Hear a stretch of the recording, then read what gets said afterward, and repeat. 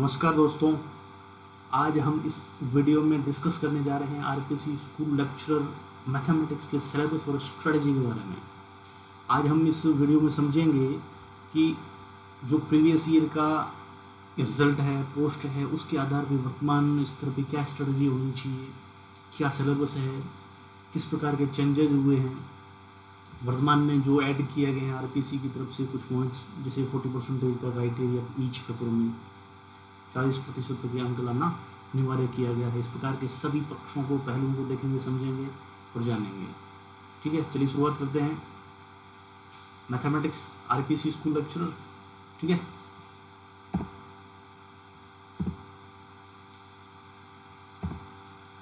देखिए इसमें हम इस वीडियो में सबसे पहले क्या क्या देखने जा रहे हैं। टोटल देखेंगे कि वैकेंसी कितनी है। ठीक है, वैकेंसी कितनी है, पिछले साल के रिजल्ट क्या है, उसके आधार पे हम ट्रेंड को जान पाएंगे। ठीक है, किसी भी चीज़ की शुरुआत करने से पहले वहाँ का एनालिसिस हमारी सफलता को बेहतर बनाता है। ठीक है, चाहे कोई भी कंपनी हो, चाहे किसी भी प्रकार का व्यवसाय शुरू करने जा रहे हैं, तो सबसे पहले वहाँ की रिसर्च करते हैं। ठीक है, एक दुकान भी लगाने जा रहे हैं ना, तो सबसे पहले देखते हैं कि उस मोहल्ले में कितनी आबादी है, उस मोहल्ले की सामान्य इनकम क्या है, किस प्रकार के मटेरियल्स वो चाहिए होंगे। उसी तरीके से हम किसी एक कॉम्पिटिटिव एग्ज़ाम की तैयारी कर रहे हैं, प्रिपरेशन कर रहे हैं, तो उसके लिए हमें ये मालूम होना चाहिए कि किस लेवल का एग्ज़ाम है, क्या सिलेबस है, पिछला ट्रेंड्स क्या रहा है, क्या कितनी पोस्टें रही होंगी। ठीक है, वर्तमान में किस लेवल का कंपटीशन है, एग्ज़ाम की जो पॉलिसी है उसमें किस प्रकार के क्या चेंजेस हुए हैं, उसके आधार पे एक प्लान बनाया जाता है। तो उसमें सबसे महत्वपूर्ण होता है रिजल्ट, पिछले साल के रिजल्ट्स, उनका एनालिसिस बहुत ज़रूरी है।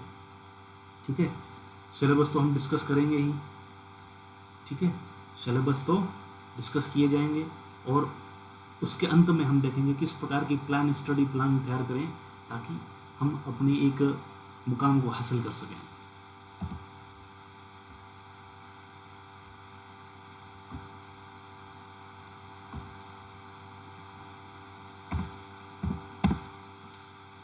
अब देखते हैं कि पोस्ट्स कितने रही हैं।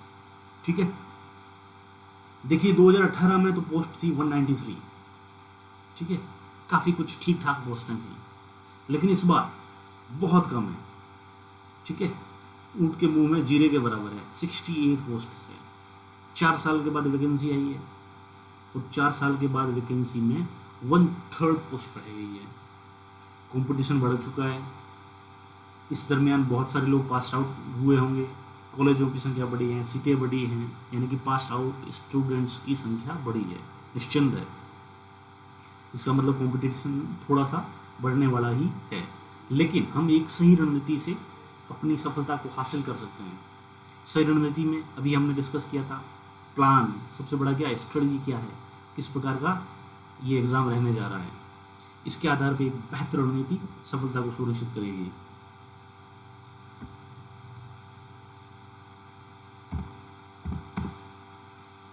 अब देखिए जो पिछले साल का 2018, पिछला साल मतलब मैं बोल रहा हूँ, जो पिछली वैकेंसी है, प्रीवियस वैकेंसी 2018 की, उसमें सीटें थी अपने 193। ठीक है, एग्ज़ाम इसके हुए थे 2020 में जनवरी में, भले ही वैकेंसी 2018 में आई थी, लेकिन एग्ज़ाम हुए थे 2020 की जनवरी में। अब देखिए उसमें आरपीएससी ने नई रणनीति के तहत हर बार वो क्या करता है कि 2 गुने स्टूडेंट को डॉक्यूमेंट वेरिफिकेशन के लिए बुलाता है। ठीक है, तो फर्स्ट ग्रेड की वैकेंसी थी अपने 193। ठीक है, इस जो मैं रिजल्ट ये आपको बता रहा हूँ उसमें उसने जस्ट डबल 371 कैंडिडेट पास किए थे डॉक्यूमेंट चेक करने के लिए फर्स्ट टाइम में। ठीक है, तो उसका कट ऑफ ये है कि जनरल का 197.79 रहा है। ठीक है, जिसमें विडो का 71.81 है, डाइवोर्स का 140 है। ठीक है, ये सब कैटेगरीज है मोटा मोटी। अब हम देख लेते हैं EWS 173, बहुत बड़ा मार्जिन है जनरल और EWS के बीच में। SC का 138, मस्ट प्रिविलेज्ड, किसी एक पेपर को करो निकालो। ठीक है, एससी का 123, ठीक है। जीके में यदि करके गए हैं तो हो गया है। ओबीसी का 189.21, ठीक है। एमबीसी 140। ये है 2 टाइम्स के रिजल्ट, ठीक है। ये डॉक्यूमेंट वेरिफिकेशन के लिए बुलाए गए कैंडिडेट्स की डिटेल है। इसके बाद में जो फाइनल रिजल्ट हुआ है वो इस प्रकार है।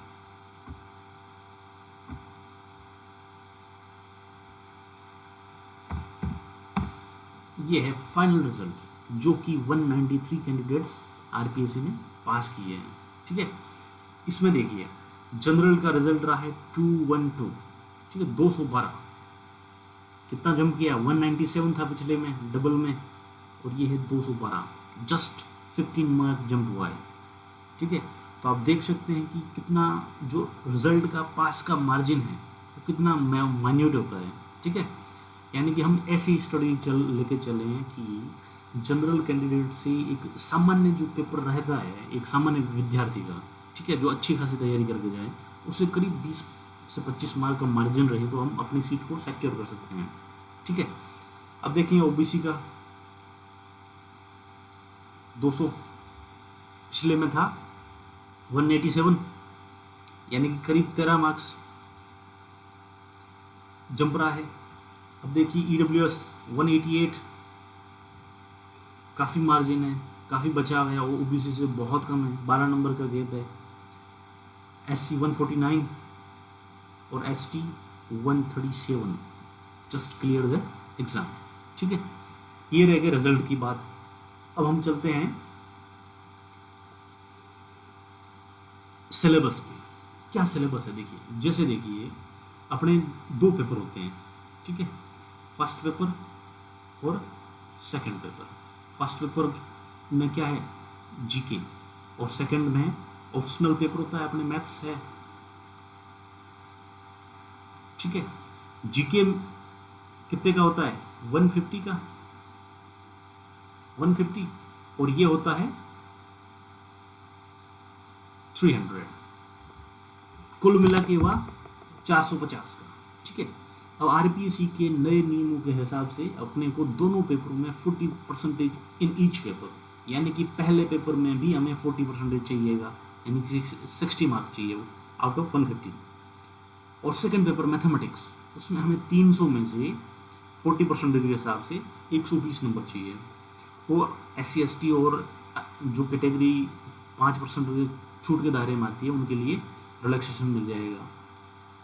जनरल और ओबीसी इन कैटेगरीज की बात करें तो अपने को चाहिए फर्स्ट पेपर में 60 एंड सेकंड पेपर में 120, यानी कि 180 नंबर तो मिनिमम चाहिएगा ही, ठीक है। इससे तो कट ऑफ ऊपर ही जाएगा चाहे कितना भी टफ पेपर आ जाए, ठीक है। तो टफ पेपर का लेवल है जो चेंज करना पड़ेगा, ठीक है।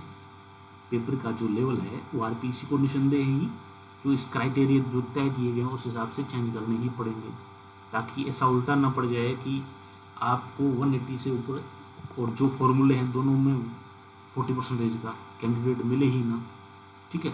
तो सिलेबस निसंदेह और उसके हिसाब से उस पेपर का सेटअप भी चेंज किया जाना जरूरी होगा।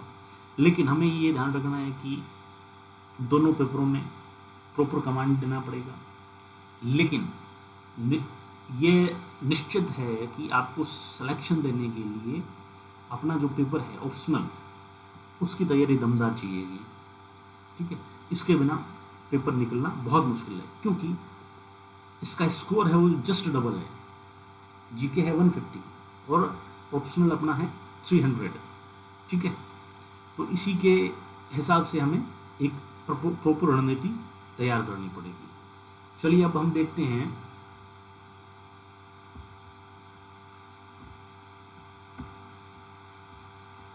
सिलेबस जीके का, ठीक है। जीके में मेनली क्या क्या टॉपिक है देखिए, जीके में है history of Rajasthan and India. History को काफ़ी सेगमेंट इसमें ऐड किया गया है,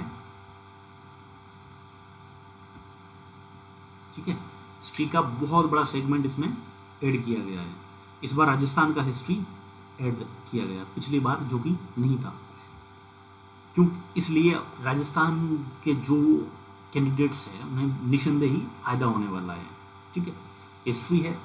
अब देखिए पिछली बार आरपीएससी ने प्रत्येक सिलेबस में किस किस सेगमेंट से कितने कितने मार्क्स के क्वेश्चन आएंगे और कितने मार्क्स रहेंगे, उस हिसाब से क्राइटेरिया डिसाइड शो कर दिया था, लेकिन इस बार अब तक नहीं हो पाया है आज की तिथि में जिस समय हम ये वीडियो रिकॉर्ड कर रहे हैं। ठीक है। अब अगला है मेंटल एबिलिटी। पहले देखिए प्रत्येक इस सेगमेंट से 4 क्वेश्चन आते थे, 4 मेंटल एबिलिटी से आगे, 4 मैथमेटिक्स, 4 मेजरन से, मेंसुरेशन से। ठीक है। तो इस प्रकार मैथमेटिक्स और जो रीजनिंग का आप मान सकते हैं उस हिसाब से वो करीब 12 क्वेश्चन आ जाते थे, 24 मार्क्स का, काफ़ी बहुत बड़ा हिस्सा कवर हो जाता था। फिर हिंदी, इंग्लिश, इनके भी 4-4, 5-5 क्वेश्चन आ जाते थे। ठीक है। इस बार चेंज होगा मेरे ख्याल से। ठीक है। करंट अफेयर्स, जैसे पहले साइंस के 5 थे, राजस्थान की ज्योग्राफी के 5 थे, इंडियन पॉलिटी के 5 क्वेश्चन आते थे, और एजुकेशन मैनेजमेंट के 15 क्वेश्चन आते थे 30 मार्क्स के। ठीक है। 15 सवाल 30 मार्क्स के आते थे। इस बार एजुकेशन मैनेजमेंट के भी थोड़ा रिस्ट्रक्चर किया गया है। ठीक है, सिलेबस का, तो इसलिए 150 में से 150 मार्क्स का होगा और 75 क्वेश्चंस होंगे। मिनिमम अपने को 60 लाने ही होंगे, जो वर्तमान में जो तय किया गया है। ठीक है। इस बार चेंजेस ये है कि इसमें राजस्थान का काफ़ी कुछ वेटेज बढ़ाया गया है, जिससे राजस्थान के कैंडिडेट्स को निस्संदेह फायदा होने वाला है। अब देखिए हम चलते हैं सेकंड पेपर पे।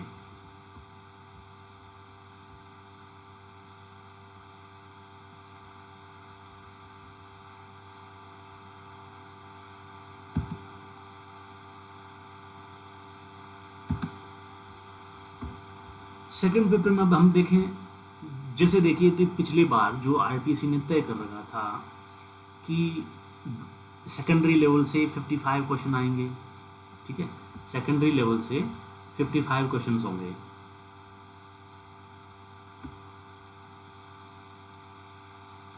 सेकेंडरी लेवल से 55।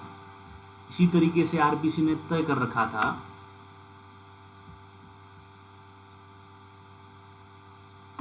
कि ग्रेजुएशन लेवल से 55 क्वेश्चन आते थे।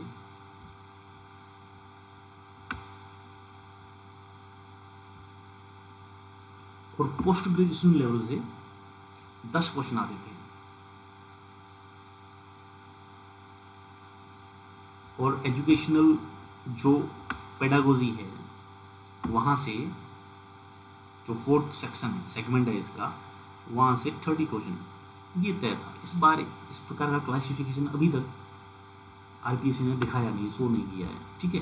तो अब हम देखते हैं कि सेगमेंट वाइज, ठीक है, लगभग क्वेश्चन का यही रहने वाला है, लगभग मेरे अनुमान से। ठीक है। सीनियर सेकेंडरी से लगभग 55 क्वेश्चन आने वाले हैं, ग्रेजुएशन लेवल से 55 क्वेश्चन।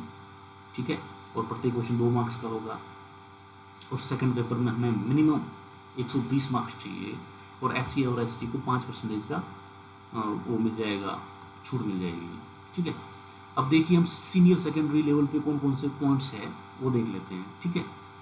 अब देखिए अलजेब्रा, ठीक है, बेसिक अलजेब्रा है, और जो 11th और 12th की बुक्स के लेवल्स के हैं वही इसमें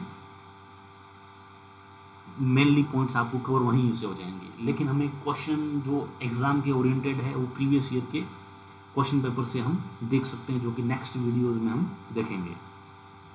मैट्रिक्स एंड डिटर्मिनेशंस है। ठीक है। क्वेश्चन तो बड़े बेसिक होते हैं, लेकिन हम इतना बड़ा लेंथी सिलेबस है, इसको कवर कैसे करते जाएं, यही बड़ा महत्वपूर्ण है। लेकिन हमें एक भी पॉइंट नहीं छोड़ना है। क्यों?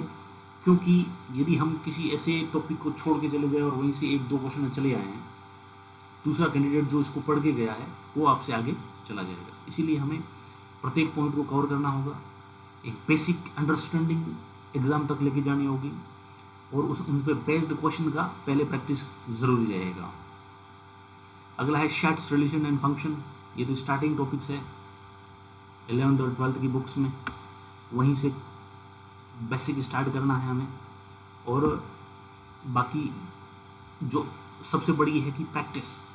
ठीक है। Practice make perfect. अगला है एनालिटिकल ज्योमेट्री। ठीक है। यहाँ पे इसमें चारों चीज़ें डाल दी है, जैसे 2 डायमेंशन और 3 डायमेंशन, दोनों पॉइंट्स है इसमें, ठीक है, 2D एंड 3D। अगला है कैलकुलस। कैलकुलस में डिफरेंशियल एंड इंटीग्रेशन दोनों का पार्ट है, ठीक है। कैलकुलस में है, ये डिफरेंशिएशन के हैं और ये इंटीग्रल के पार्ट्स है, 1 by 1 डिस्कस किए जाएंगे। वेक्टर अलजेब्रा, ठीक है, क्राइटेरिया छोटा है लेकिन काफ़ी कुछ महत्वपूर्ण क्वेश्चंस यहाँ से आने वाले हैं।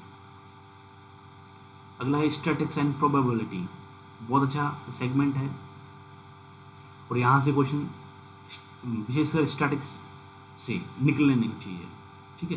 प्रोबेबिलिटी भी आसान है यदि क्वेश्चन ज़्यादा डिफिकल्ट न डाले जाएं।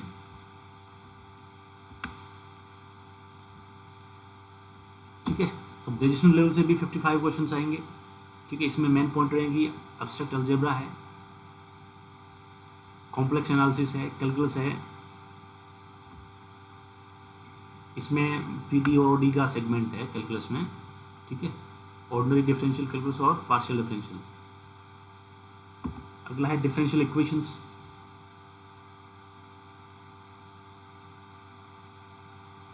Vector calculus, analytical geometry of 3 dimension, 3D दोनों जगह देखिए, ठीक है।